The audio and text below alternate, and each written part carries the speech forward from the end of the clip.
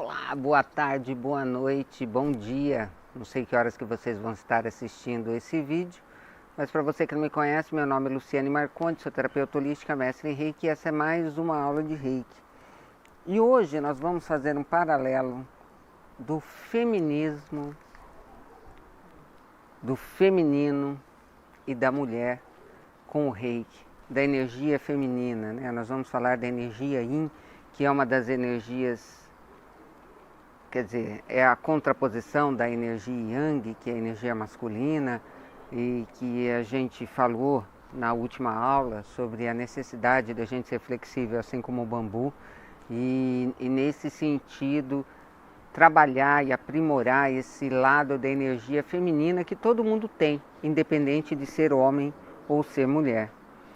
E o que tem a ver isso com o Reiki, com o Ho'oponopono? Tem tudo a ver, porque nós buscamos equilíbrio na nossa vida e para que a gente esteja realmente equilibrado, nós devemos ter as nossas energias equilibradas, tanto a energia Yin quanto a energia Yang. E eu vou tocar num tema que é um tema bem controverso, controvertido, polêmico, que é a questão do machismo e o quanto nós mulheres também somos responsáveis por essa criação do machismo enquanto sociedade. Por óbvio, nós acabamos tendo atitudes machistas por conta de todo o histórico e tudo aquilo que eu conversei com vocês nas outras aulas sobre a questão do ego, de como se constrói o ego. Como se constrói o ego, se constrói a personalidade. Dentro do ego, da personalidade, estão os conceitos e os preconceitos estabelecidos que são embutidos em nossa mente desde muito cedo. E a questão do machismo, ela é inerente a todos nós. Se a gente for parar para analisar a história, até bem pouco tempo a mulher não podia votar. Em alguns lugares do mundo a mulher ainda tem os seus direitos restritos a pequenas coisas. Se a gente for estudar a história, a gente vai ver que durante boa parte da história do mundo, a mulher servia tão e somente para procriar. E hoje as mulheres estão conquistando o seu espaço e se fala muito do feminismo, o que se confunde muito com o feminismo. E algumas mulheres não entendem, né, e falam assim, isso é muito exagerado. Eu já cheguei a falar isso também, sabe? Isso daí é muito exagerado. Só que assim, o que é considerado muito exagerado hoje, talvez lá na frente não seja. Porque a história nos mostra isso. Lá atrás, quando algumas mulheres queimaram o sutiã em protesto aos seus direitos, e que por causa desses protestos, talvez a gente tenha o direito de votar, o direito de ir e vir, o direito de escolher trabalhar mesmo sendo casado, independente da opinião do marido. Porque se vocês não sabem, até bem pouco tempo antes da legislação do divórcio, a mulher no Brasil não podia nem trabalhar se ela fosse casada se o marido não desse permissão. Então nós tínhamos as relações, elas não tinham a equidade, né? Nós vivíamos relações onde o homem sempre estava em vantagem. Então é óbvio que isso é muito difícil de desconstruir para que a gente construa uma nova realidade, uma nova verdade diante do que a gente está vivendo hoje. E eu acho que esse é um dos grandes conflitos com relação ao que os casais vivem hoje e o perdimento de valores dentro da família. Nós temos o problema de que a mulher ainda tem vários conceitos machistas e por isso acaba criando homens machistas. Ao mesmo tempo, algumas dessas mulheres já se emanciparam em algumas áreas e acham que tem que ter igualdade. Acontece que os homens ainda não estão preparados, porque as mulheres que criaram eles ainda têm muitos conceitos machistas. Enfim, nós estamos num processo de evolução que exige muita paciência e muito trabalho. E muitas vezes a mulher que vai ensinar o homem a não ser machista não é nem a mãe, é a esposa, a namorada. É ela que vai ter a oportunidade de mostrar algumas diferenças para esse homem e construir ou desconstruir opiniões. Eu gostei muito outro dia que eu vi a entrevista daquele ator norte-americano, um negro fortão que fez As Branquelas e ele também fez Eu, a Patroa e as Crianças, esqueci o nome dele. Que ele falou que ele sofreu assédio sexual e que ele não reagiu. E ele é um homem grande, musculoso, que todo mundo contestou por que ele não reagiu, tipo, está gostando, né? Aí ele falou, não, a minha mulher me ensinou a não reagir, porque eu, por ser um homem gay, grande, ou gay não, negro e grande, essa situação poderia ainda reverter contra mim. E ele acabou se submetendo àquele tipo de situação, saiu, né, sem brigar, sem nada, ficou super constrangido. O que a gente que vive nessa sociedade machista, a gente acha até que, como que pode, né, um negão daquele tamanho lá se sentir constrangido com uma mulher que catou no pau dele? Devia achar legal, né? Porque a nossa sociedade é tão machista que quando a gente fala, por exemplo, de abuso sexual em crianças, quando o abuso é feito de homens e meninas, todo mundo acha, ou a maior parte das pessoas acha aquilo um absurdo. Mas se o abuso for praticado por uma mulher com um menino, a gente já não acha, tem até piadinha. Eu lembro quando meu filho era pequeno, eu tive uma empregada que ela teve um comportamento inadequado com meu filho, que na ocasião tinha 3 anos e meio, 4 anos, ele me contou. E até hoje os meus irmãos tiram sarro, falam assim que eu acabei com a alegria do menino, que era babá. Para ver como que tem 2 pesos e 2 medidas em relação ao que é embutido na nossa cabeça do masculino e do feminino. E isso atravessa várias barreiras, inclusive, né, principalmente a questão da sexualidade, onde os homens, né, hoje acho que diminuiu um pouco, mas a cultura era, o menino chegava em determinada idade, vamos levar ele no puteiro para ele se iniciar. E a cultura da menina era, se você perder a virgindade antes, ninguém vai querer casar com você, como eu já disse, inclusive na aula anterior. Então nós vivemos permeados de conceitos e paradigmas limitantes, né? Essas crenças limitantes impedem que a gente viva a nossa sexualidade em plenitude, impede que a gente viva os nossos relacionamentos em plenitude, e impede inclusive que a gente tenha paciência às vezes com os nossos parceiros, que muitas vezes não foram treinados para determinado tipo de situação, e a gente quer porque quer que eles tenham determinado tipo de comportamento, e isso não vai acontecer porque não foram treinados, a gente vai ter que treinar. É a questão que eu estou sempre falando para vocês, é o treino que faz toda a diferença. 5% é talento, 95% é treino. Então, desde muito cedo as mulheres escutam, aquela mulher lá é fácil. O que é mulher fácil? Na linguagem popular é aquela que já falei isso na aula anterior, vou repetir agora, aquela mulher que é ativa sexualmente, aquela mulher que gosta de sexo e por estar solteira ela se acha no direito de fazer sexo com mais de um parceiro.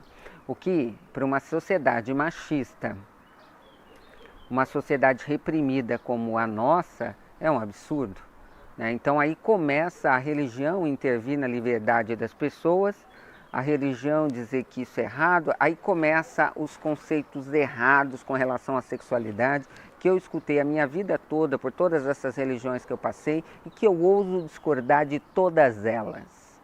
Eu não quero que ninguém concorde comigo. Eu simplesmente estou aqui dando a minha opinião, aquilo que eu sinto, e eu quero trazer vocês para uma reflexão. Vamos dizer que a gente tivesse sido criado como Mowgli, o menino lobo, no meio de lobos, e não conhecêssemos nada da cultura humana, ou seja, não teríamos nenhum paradigma, para a gente nada seria errado, nada seria certo, ou melhor, o que seria certo seria tudo aquilo que ele aprendeu basicamente com os lobos, que é a questão da sobrevivência, de comer. Falando de pirâmide de Maslow, nós estaríamos falando no primeiro degrau. Então, para ele, o foco principal era a sobrevivência. Ponto. Qualquer coisa que tivesse além disso, ele partiria de instinto. E quando a gente está falando de sexualidade, a gente fala de instinto. E o instinto, ele fala sozinho. Quem tem a minha idade ou um pouquinho mais novo deve lembrar da Lagoa Azul, que passou não sei quantas mil vezes na sessão da tarde. E Lagoa Azul mostrava lá dois adolescentes que foram parar naquela ilha, crianças, e não tinham paradigmas, não tinham conceitos, não tinham preconceitos, não tinham história nenhuma, mas que em determinado momento os hormônios começam a falar mais alto do que qualquer conhecimento que você precise ter. O sexo é uma necessidade fisiológica. Nós temos um corpo físico, assim como a gente precisa fazer xixi, fazer cocô, a gente precisa fazer sexo. A não ser que em determinado momento da tua vida você tenha perdido a sua libido e de repente para você possa não ser mais importante. Ou algumas pessoas que nascem assexuadas. Mas no geral, qualquer pessoa saudável tem necessidade de sexo, assim como tem necessidade de ir ao banheiro. E lá na história da Lagoa Azul, em determinado momento, quando os hormônios começaram a fervilhar, eles transaram e fizeram um nenê. E é assim que é, a vida é assim.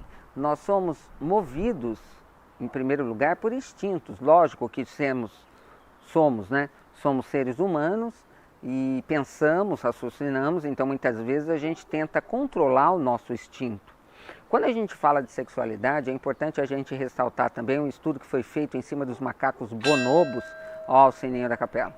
E para quem não sabe o que são os macacos bonobos, procure aí no YouTube. Os macacos bonobos é uma espécie de chimpanzé que foi estudado o DNA deles, e o DNA mais próximo do DNA humano é o DNA do macaco bonobo.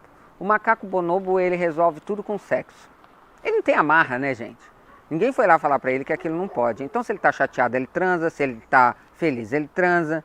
Se ele está contente, ele transa. Se ele não está nada, ele também transa. E o mais legal é que eles transam, meninos e meninos, meninos e meninas, meninas e meninas. Eles não têm regra. E eles não brigam. Toda vez que eles estão estressados, eles fazem sexo. Eu acho, a minha opinião é que a gente deveria aprender com os macacos bonobos.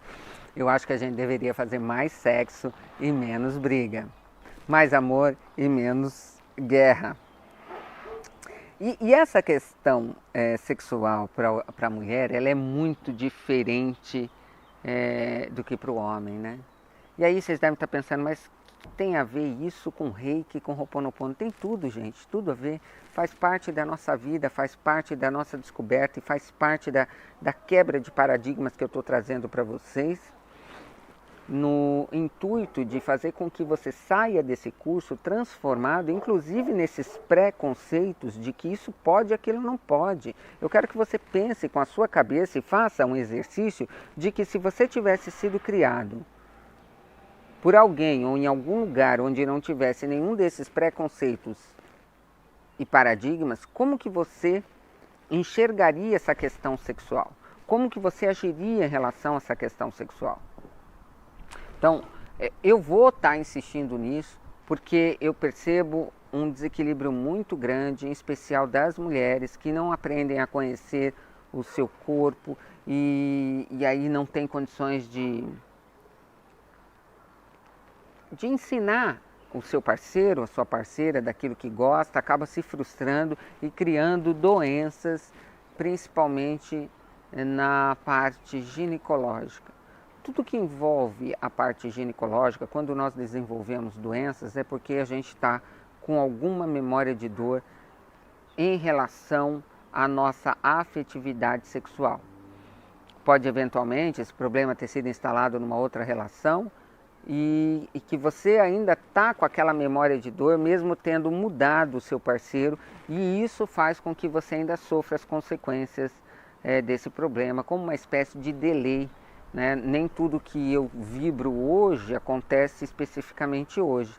Daí também a dificuldade de se manter a vibração para co-criar coisas positivas na nossa vida, porque a gente é muito imediatista, nós queremos que tudo aconteça do dia para a noite, só que existe um delay, tanto para a coisa positiva quanto para a parte negativa. Todos esses preconceitos fazem com que as mulheres se bloqueiem. Como eu já falei anteriormente, em outra aula sobre a masturbação, né, a mulher tem muito preconceito. Algumas falam, eu não gosto. Não, não gosta não, porque não tem como não gostar, porque se masturbar dá prazer. Você pode ter um monte de paradigma que te impede de fazer aquilo porque você aprendeu que é errado. Quando eu falo de masturbação, eu lembro que quando eu tinha 13 anos, eu fui babá de uma menininha, e ela tinha acho que 2 anos e meio, 3. E essa menininha, ela se masturbava, ela encostava no sofá e começava a apertar a perna e se masturbava. Todo mundo olhava, ninguém falava nada, tipo... Mas quantos pais e mães vão ver aquele tipo de coisa e vão falar para o filho assim, não faz isso não, isso daí é sujo, isso é feio, isso daí não pode. E aí você vai criando toda a restrição dentro da cabeça daquela pessoa de que aquilo não é certo, de que aquilo não pode, de que aquilo é feio, de que aquilo é sujo. E depois chega na vida adulta cheio de problema. Gente, vamos desmistificar, sabe? Vamos, os homens que estiverem assistindo essa aula, por favor, entendam que as mulheres são fogão a lenha e vocês são fogão a gás. A mulher, ela precisa se sentir amada em primeiro lugar, para que ela possa realmente se entregar para o sexo de forma ampla. Não queira tão e simplesmente fazer um sexo mecânico, porque isso não vai ser legal nem para você, nem para ela e nem para ninguém. A mulher, ela necessita de toque, de preparo, de amor realmente. O amor com a mulher começa de manhã, quando você fala para ela, bom dia, como você está linda, sabia que eu te amo? É assim. Eu acho que a gente pode aproveitar as técnicas Kundalines que já foram dadas no curso para ativar essa questão sexual e quebrar esses paradigmas, libertando as nossas memórias de dor e trabalhar muito o Ho'oponopono. Bom, espero que tenha servido e até a próxima aula. Um beijo.